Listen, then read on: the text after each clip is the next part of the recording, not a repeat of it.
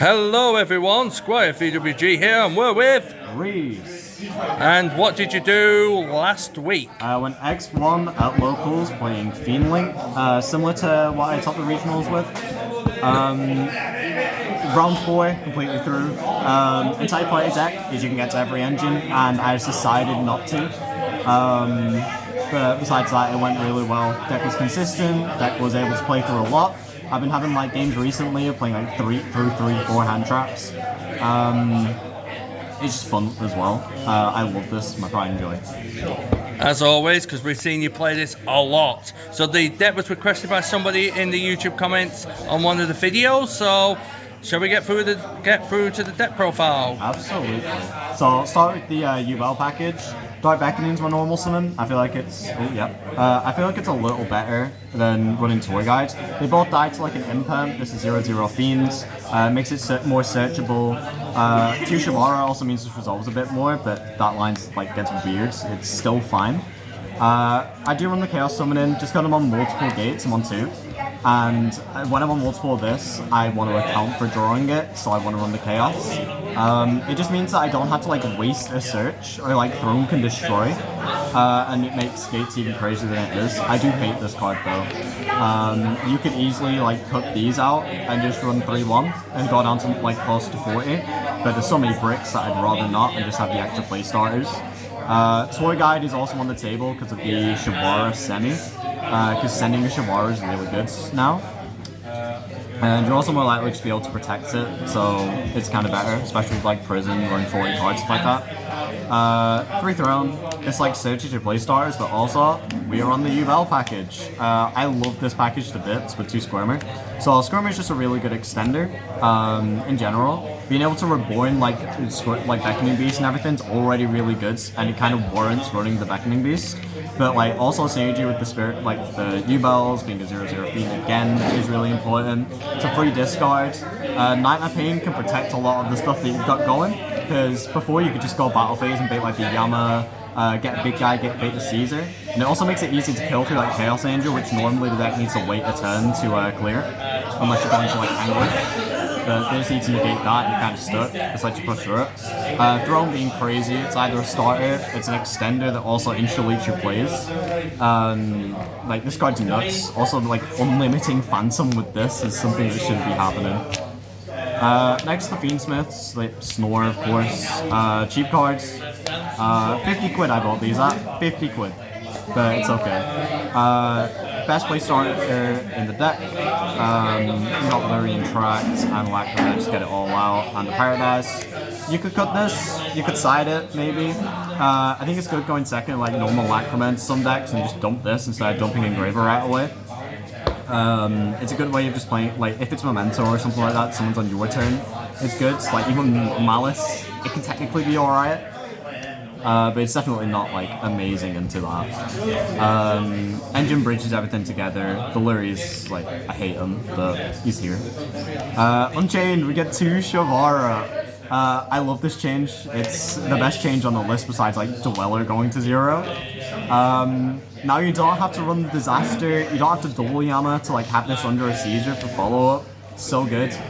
Being like twice as likely to just draw this and get to like protection normal summon, stop them from implementing Yama, it's crazy.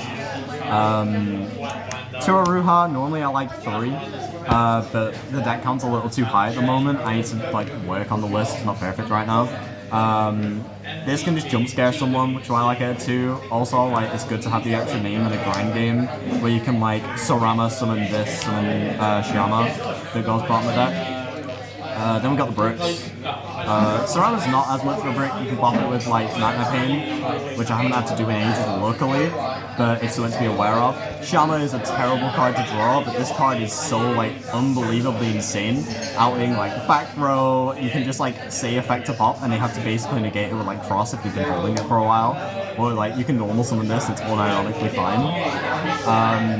This engine's great, I love it. Got 3 Prison, being able to search like Shavara, keep white in deck is massive. You can like still float the same amount of times. It lets you insulate your normal summon really easily. Again, reason for tour guide potentially, but it does lose control a bit. But yeah, this is like perfect amount pretty much. 2 of each trap. I say non-negotiable. You want to draw 1 because it means that you're allowed to send Yubel and have it not be a throw. You want to reset this on your opponent's turn with Shibara, or reset this, and you want the flexibility. Because this is good if you're going to be like having a body on board at the end of your opponent's turn, and this is good if you think you're going to get cleared, so you're going to have to just like reborn a guy and try and make a push with that. You also get like the add backs of Rage, so follow up in general is really good. So the extra pop, just like normal summon, pop 2 guys, it's really good. Like you can just pop cross right away. Hand traps, there aren't too many. And 3 Ashby and Perm. Just like ways of saying your dual drive isn't resolving, and these are probably the most efficient that I can run. Could run Ghost Auger for a little bit of a better matchup spread. 3 Droplet, I think this is non-negotiable. You have so many free sends. You can just like send opening, send throne, send like excess traps, send Nightmare Pain even after you've used the search. There's so many things you can do. Imperm as well being a board breaker is really good. This stopping Charmy is really good.